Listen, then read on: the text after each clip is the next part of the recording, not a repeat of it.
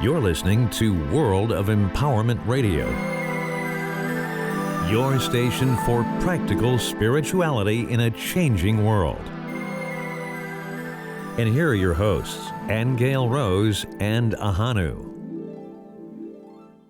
You are very welcome. I am Ahonu, and this is my lovely Aingeal Rose. And we want to talk to you today about something that we sent out a couple of weeks ago called Midas Manifestation.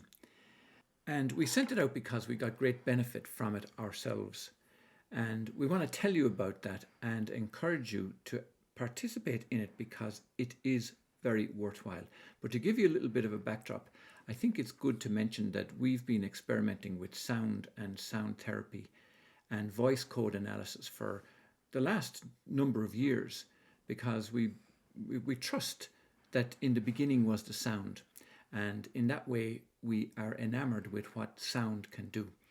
And so Aingeal Rose, tell us about the effects that we've had and the benefits that we've had from listening to the Midas Manifestation.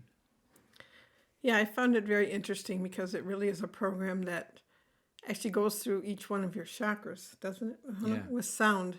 And with each chakra, there are particular qualities. So you begin with a sound frequency that opens up your third eye, in the center of your forehead here. Okay, and you listen to it for a week. It's a half-hour sound program, and you listen to it once a day for a week. And this is as far as we've got. We've now gone on to divine willingness, which I believe is the throat chakra. But what we found is that as the days went by, I personally found myself having really vivid memories of things in my childhood, things that I wouldn't have thought I would have remembered. I mean, little things. And they were like ribbons of memories that were just flowing through my mind. And I shared them with Ahonu because it was quite a pleasant experience, actually. So I feel like what it's done is open up a particular part of my brain that holds memory and sharpened that basically and made me have very vivid memories. So I found that quite interesting because the memories were good ones and they were beautiful ones, you know, things about my mom, things about my dad, myself as a child, which most everybody says they can't remember their childhood. So we found great benefit in it. And this is just a report on week one. And we'll be going on to week two. We started it today. We'll see how it goes. But it's designed to really fine-tune your chakras and open you up to be sensitive to the universe, sensitive to your inner nature. And so far we have found that and even when Ahonu, you have to tell him when Ahonu first started listening to it, as soon as he turned the music on, he felt it in his forehead.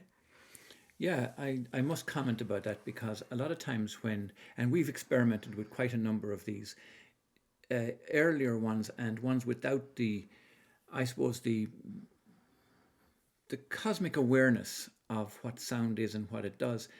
This one had it because the moment I turned on the third eye one, I got it right across my forehead here and I felt it inside like the frontal lobe center. And it was very clear that was what the sound was targeted to affect. And I felt it. And in that way, I thought, wow, there's something going on here. But interestingly enough, today when we were doing the throat chakra, that clearly affected me also. And what I noticed, though, was that it got me in this, you know, the little kind of hollow here between your shoulder blades. Clavicles. The clavicles, yeah. Right here in that soft spot. That's where I felt it initially. And then slowly, as it went on, I actually felt it in more like the back of my throat, really. And then even towards the end, I started to feel it like as if you could go back into the back of your nose, you know, down your, I don't know what the medical name is, but like down the back of your nose as it starts into your throat. You know, down where your tonsils are, like that idea. That's where I started to feel it. And but like Aingeal Rose reported, I also was feeling getting those memories of my mother and my father and childhood things. And we question everything, of course, as you will know from us. And I wondered about that. What was it doing? And my own impression was that not only was it opening up the third eye, but I think it was clearing those memories that we may have been holding on to or may not have forgiven. And I think that was the key word that I got out of it, was that it's like these things were coming up to be forgiven and to be held on. If you wanted to hold on to them with a nice memory, a forgiving memory, a loving memory, as opposed to one that might have been detrimental or unhappy. Well, I know the first few days I had a low-grade headache that lasted a couple days, and even in the back of my neck. But when Ahonu was saying we were remembering our parents, what we found ourselves doing was being extremely grateful for them. I mean, we were remembering things that were saying, well, as much as we complain about XYZ, the truth is they also did this, this, this. And we were talking about all the things they had done for us and all of the loving things that suddenly we were remembering. And we found ourselves just sending them all kinds of love and gratitude. I mean, both our parents are on the other side now, but I found myself thanking them, both my mom and my dad, for all the things they had done for us. And that was very different to feel that. Yeah. Now, it is also true to mention that it's not necessary to listen to anything to be forgiving of your parents or your childhood or circumstances. Don't get us wrong.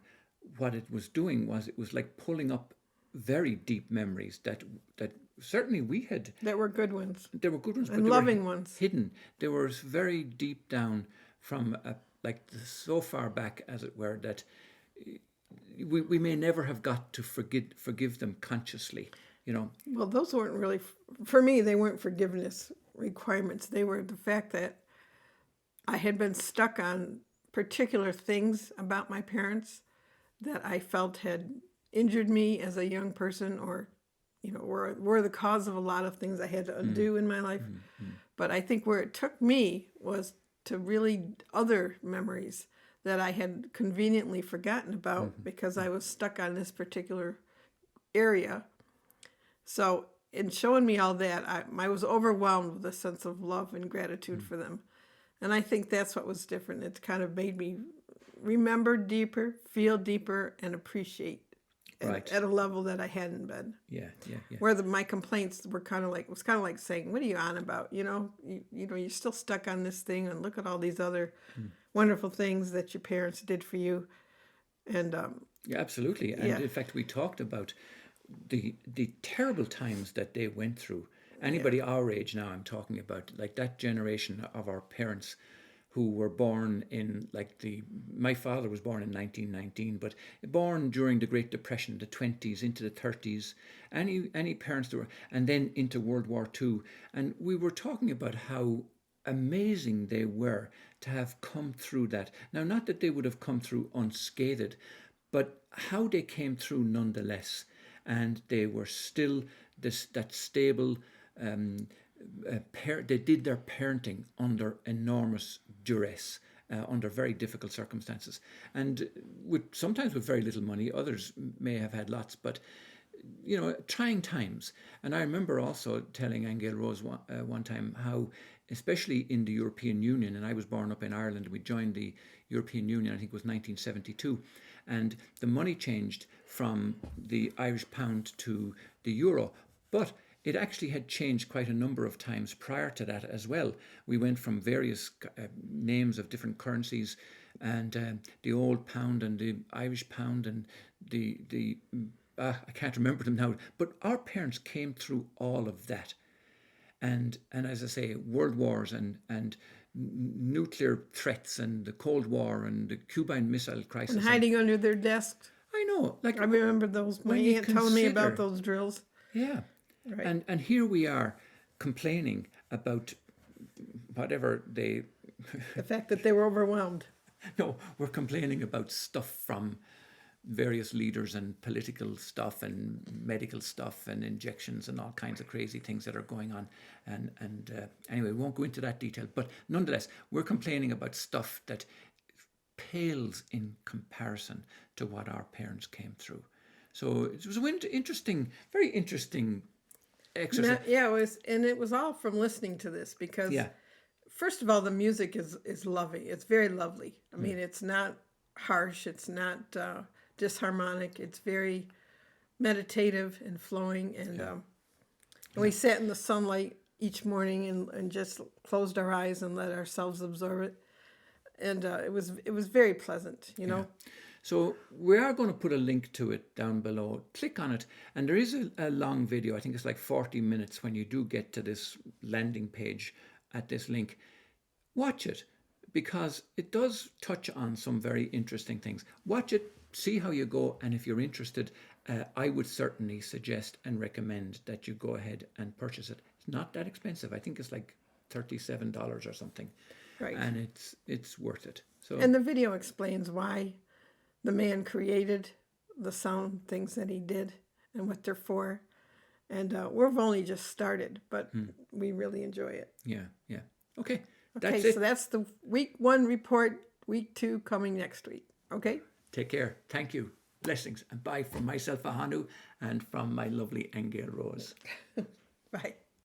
You have been listening to Aingeal Rose and Ahonu on World of Empowerment Radio, your station for practical spirituality in a changing world.